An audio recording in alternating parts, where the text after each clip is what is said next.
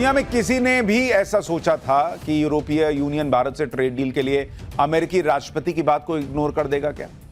चीन भारत के साथ स्थिति को सामान्य करने और भारत पर लगे अन्याय से भरे ट्रंप के टैरिफ का खुलकर विरोध कर देगा क्या? क्या किसी ने कल्पना की थी कि जिस लहजे में, जिस अंदाज में अमेरिकी ट्रंप कुछ महीने पहले तक भारत को धमका रहे थे, उनके तेवर एकदम से इतने ढीले पड़ जाएंगे? आखिर ऐसा क्या हो गया?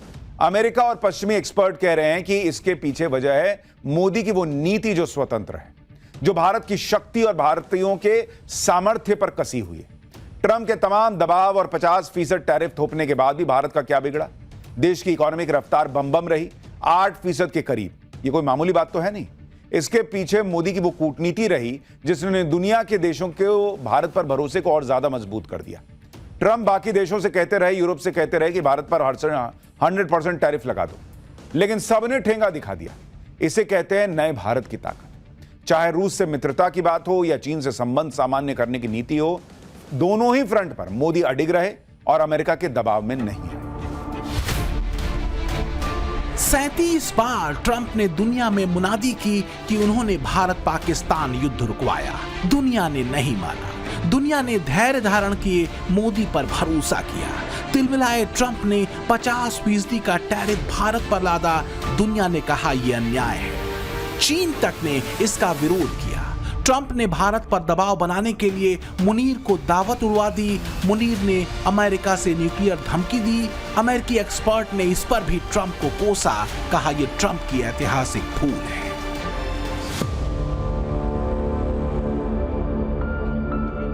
मतलब ये समझिए कि भारत को लेकर ट्रंप अपनी नीति और फैसलों पर देश के भीतर ही बुरी तरह घिरने शुरू हो चुके थे। हाल ये है कि ट्रंप टैरिफ पर अमेरिकी सुप्रीम कोर्ट 5 नवंबर को सुनवाई भी करने वाला है। तो क्या ये भी एक वजह है कि कसी कानूनी चूड़ी की वजह से भी ट्रंप के रुख में लचीलापन आया?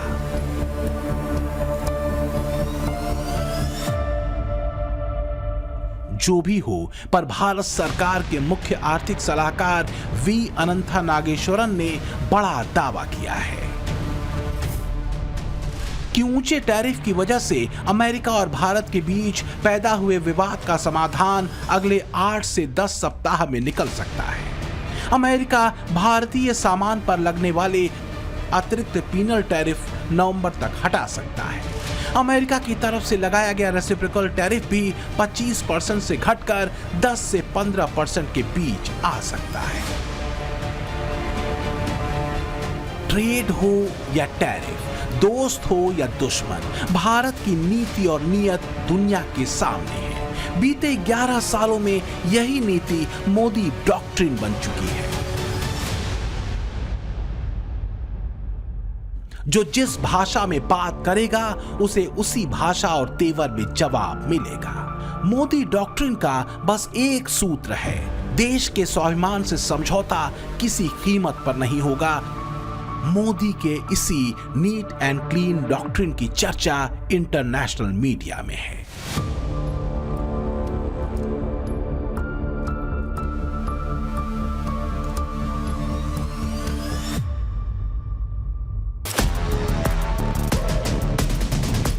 नए भारत का यही मिजाज कईयों को खटकता है। नए भारत का लक्ष्य साफ है। पहला, अगले कुछ वर्षों में दुनिया की तीसरी बड़ी अर्थव्यवस्था बनना और दूसरा 2047 तक विकसित देशों की कतार में खड़ा होना। इसके लिए जो सबसे अहम कदम है वो है कारोबार और आत्मनिर्भरता का, यानी विदेशी सामानों पर देश की निर्भरता कम करना और नए देशों और बाजारों तक भारतीय प्रोडक्ट्स को एक्सपोर्ट करना। मौजूदा दौर में भारत का रुख बहुत कैलकुलेटिव है, क्योंकि बदलती जियोपॉलिटिक्स में सबसे बड़ी चुनौती अपने कारोबार को बढ़ाने, अर्थव्यवस्था की रफ्तार को मेंटेन रखने और कूटनीतिक रिश्तों को और बेहतर करने की है। लेकिन क्या ये इतना आसान है? बीते 10 वर्षों में भारत ने अपने एक्सपोर्ट को करीब 67% बढ़ाया है। मॉरिशस, यूएई, ऑस्ट्रेलिया, ब्रिटेन जैसे देशों से भारत ने फ्री ट्रेड एग्रीमेंट किया है, तो वहीं अमेरिका, यूरोपीय union, Oman, Chile, Peru, New Zealand और श्रीलंका जैसे देशों से ट्रेड पर बातचीत अच्छी दिशा में है। हमारे दोनों देश के बीच में कोई स्पर्धा नहीं है, हम एक दूसरे को सपोर्ट करते हैं। कुछ क्षेत्र हमने चुने हैं इस बार जिसमें हम विशेष ध्यान देंगे व्यापार बढ़ाने का। एक है टेक्सटाइल का क्षेत्र, टेक्सटाइल, होम डेकोर, जो पूरी चेन है। एक है मत्स्य का क्षेत्र, फिशरीज। एक leather and leather goods, food processing और फार्मास्यूटिकल्स। टेक्सटाइल्स, लेदर और फार्मास्यूटिकल्स जैसे क्षेत्र वो क्षेत्र हैं जिन पर 50% ट्रंप टैरिफ के बाद सबसे ज्यादा असर पड़ने की बात कही जा रही थी। एक्सपर्ट मानते हैं कि यूएई में इस क्षेत्र से जुड़े कारोबार को बढ़ाकर पीएम मोदी की नीति ट्रंप टैरिफ को काउंटर करने की है। तो क्या मोदी के इसी प्लान ने ट्रंप को बेचैन कर दिया? बीते कुछ ही हफ्तों में तेजी से बदलते घटनाक्रमों ने ये बात साफ कर दी कि मोदी नीति क्यों हर मोर्चे पर दमदार रही है। मोदी की रक्षा नीति क्रिस्टल क्लियर है कि भारत की आतंकवाद पर जीरो टॉलरेंस है। अगर आतंकी हमला होगा तो आतंकी आउटफिट पर वो जमकर प्रहार करेगा और राष्ट्र रक्षा से किसी भी कीमत पर समझौता नहीं होगा। तो वहीं कूटनीति का सूत्र है स्वतंत्र विदेश नीति, विश्व बंधुत्व का संदेश और परस्पर हित और समृद्धि। मोदी की अर्थनीति भी दुनिया के सामने स्पष्ट है, जिसके 3 सूत्र हैं। किसानों और पशुपालकों के हितों से समझौता नहीं होगा, आत्मनिर्भर भारत और आयात पर निर्भरता कम करना। 2047 तक विकसित होना है तो भारत को आत्मनिर्भर होना ही होगा। आत्मनिर्भर होने के अलावा भारत के पास कोई विकल्प नहीं है। 140 करोड़ देशवासियों का एक ही संकल्प होना चाहिए, चीप हो या शीप, हमें भारत में ही बनाने होंगे। तो क्या ऐसे ही लक्ष्यों ने दुनिया को नए भारत के मन और मिजाज से रूबरू कराया है? पारंपरिक कारोबार के अलावा मोदी का विजन है नई दुनिया की मॉडर्न टेक्नोलॉजिकल डिमांड के लिए भारत को तैयार करने का। इसमें सबसे अहम है सेमीकंडक्टर यानी चिप क्रांति। भारत ने अपनी पहली semiconductor chip Vikram 32 bit processor तैयार करके ये जता दिया है कि आने वाले समय में दुनिया में वो एक दमदार चिप प्लेयर के रूप में काबिज होने वाला है। भारत अब बैकएंड से निकलकर एक फुल स्टैक सेमीकंडक्टर नेशन बनने की ओर बढ़ रहा है।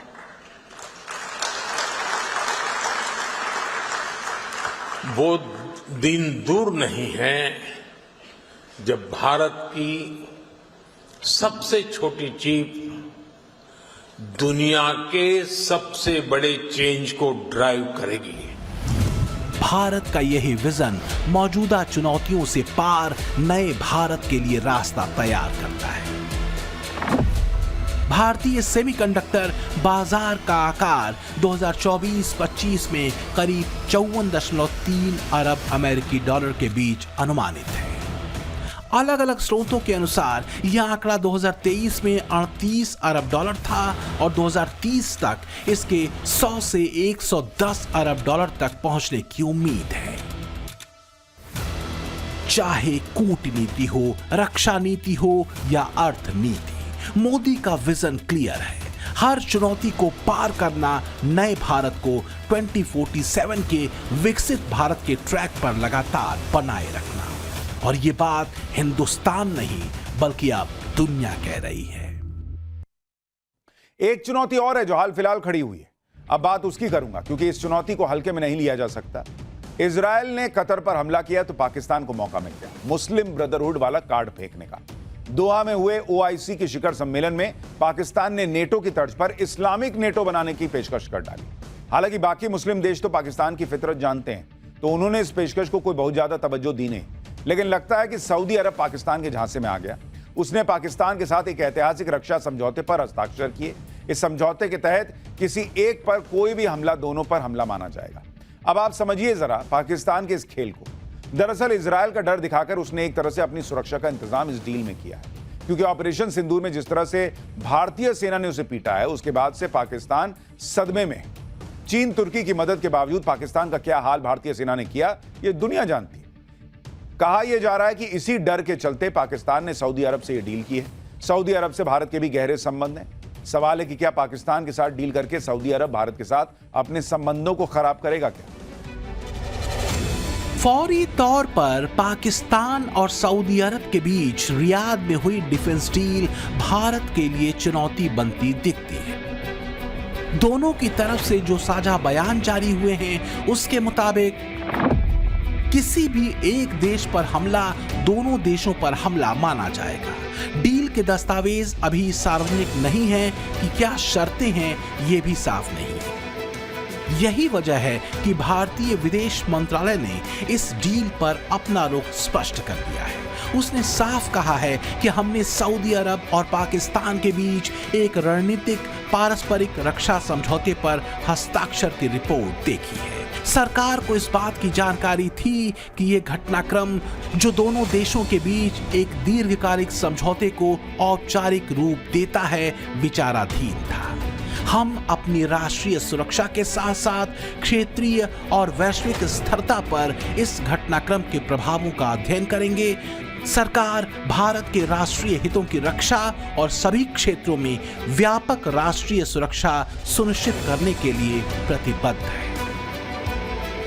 यानी ये डील कोई अचानक नहीं हो गई। भारत को इस डील से जुड़े घटनाक्रमों के बारे में पहले से जानकारी थी। ये कोई नई बात नहीं। एक्सपर्ट मानते हैं कि जिस तरह से ऑपरेशन सिंदूर में पाकिस्तानी फौज को भारतीय फौजों ने पीटा, सऊदी अरब के साथ करार करके शहबाज पाकिस्तानियों को भारत से सुरक्षा की गारंटी देना चाहे, बदले में सऊदी को न्यूक्लियर अम्ब्रेला वाला चूरन बेचकर। यही वजह है कि खुद पाकिस्तानी भी पाकिस्तान सऊदी अरब की इस डील को लेकर कोई खास तवज्जो नहीं दे रहे। ऐसी दलीलों के पीछे ठोस वजह भी है। दरअसल कूटनीति में असल मुद्दा होता है परस्पर हित और कारोबार। एक्सपर्ट मान रहे हैं कि वास्तव में ये डील मिडिल ईस्ट को लेकर है, भारत के संदर्भ में नहीं। इसकी ठोस वजह है भारत के साथ सऊदी अरब की मजबूत साझेदारी और मित्रता। सऊदी अरब भारत के साथ मजबूत इकोनॉमिक और स्ट्रेटेजिक टाइज रखता है। 2023-24 में भारत सऊदी के बीच द्विपक्षीय ट्रेड $43 बिलियन तक पहुंचा। भारत सऊदी अरब से 18% क्रूड ऑयल आयात करता है। भारत के लिए रूस के बाद सऊदी अरब दूसरा बड़ा तेल निर्यातक देश है। लिहाजा सऊदी अरब भारत के साथ संबंध खराब करने का रिस्क नहीं लेना चाहेगा। सीधी सी बात है, ऐसी डील से न तो ऑपरेशन सिंदूर पार्ट 2 रुकने वाला है और न ही आतंकवाद और उसके आका के खिलाफ भारत का संकल्प बदलने वाला है। नए भारत की मजबूती वैसी की वैसी ही रहने वाली है। भारत की ताकत की गूंज पूरी दुनिया तक गई है। हमने दिखा दिया भारत का दुश्मन किसी भी कोने में सुरक्षित नहीं रहेगा। नया भारत किसी भी कीमत पर अपनी सुरक्षा और स्वाभिमान से समझौता नहीं करेगा। भारत के मजबूत होने का सीधा मतलब है ग्लोबल साउथ की आवाज का मजबूत होना। ये ग्लोबल साउथ के लीडर्स भी मानते हैं। बीते 11 सालों में कई बार पीएम मोदी ग्लोबल साउथ को लेकर सो कॉल्ड फर्स्ट वर्ल्ड को अपना नजरिया बदलने की बात कहते रहे। इसके अलावा भी पीएम मोदी की मैत्री नीति ने कई देशों के साथ भारत के रिश्ते पर असर डाला है। इसमें अरब देशों से लेकर यूरोप, जापान, ऑस्ट्रेलिया जैसे देश हैं। मोदी नीति ने हाल के सालों में इन देशों के साथ भारत के संबंधों को और ज्यादा मजबूत किया है। इंडो पैसिफिक में चाहे सप्लाई चेन की बात हो या सामरिक महत्व की, दोनों में ही भारत एक महत्वपूर्ण किरदार है। यही वजह है कि जब से भारत के साथ ट्रंप ने तलखी बढ़ाई, तब से ही अमेरिकी एक्सपर्ट उनकी तीखी आलोचना करते रहे, क्योंकि भारत इंडो पैसिफिक में अमेरिका का एक भरोसेमंद पार्टनर रहा है। और अब लगता है कि ट्रंप को ये बात समझ में आ गई। लेकिन सवाल वही है कि क्या भारत अभी भी ट्रंप पर भरोसा कर सकता है, और पीएम मोदी ने क्या कोई प्लान बी भी तैयार कर रखा है? ये वो परसेप्शन है जो ब्रांड मोदी को लेकर दुनिया का है। कोविड के मुश्किल दौर से लेकर शांति की प्रतिबद्धता तक मोदी ने वन अर्थ वन फैमिली के अपने जियोपॉलिटिकल दर्शन को मजबूत किया है। दुनिया का मित्र बनकर मोदी के नेतृत्व में भारत हमेशा खड़ा रहा है। तो एक तरफ भरोसेमंद मोदी हैं, तो दूसरी तरफ अनप्रेडिक्टेबल ट्रंप। सवाल यह है कि क्या बदले हुए ट्रंप के सुरों की गारंटी लंबी चलने वाली है? अब देखिए कि ट्रंप ने H-1B वीजा के लिए सालाना फीस को बढ़ाकर $1 लाख यानी करीब 88 लाख भारतीय रुपए कर दिया है। इसके बाद से अमेरिकी टेक दिग्गजों में हड़कंप मचा है, क्योंकि एक आंकड़े के मुताबिक करीब 70% H-1B वीजा भारतीय प्रोफेशनल्स को मिलता है। हालांकि भारतीय आईटी कंपनियां पहले ही H-1B यूज को 20 से 30% कम कर चुकी हैं। कुछ एक्सपर्ट मानते हैं कि इसके दूरगामी परिणाम अमेरिका को मुश्किल में डाल सकते हैं, क्योंकि भारतीय प्रोफेशनल दुनिया भर में बेहतरीन माने जाते हैं। ट्रंप अफलातून फैसले कर रहे हैं। यही वजह है कि मोदी नीति फिलहाल ट्रंप के बदले हुए सुर के बावजूद अपनी गति से एक्टिव है। भारत मिशन मोड में अब अमेरिका से इतर नए बाजार तैयार कर रहा है। किसी भी सूरत में मोदी अपने मिशन 2047 से डिगने वाले नहीं।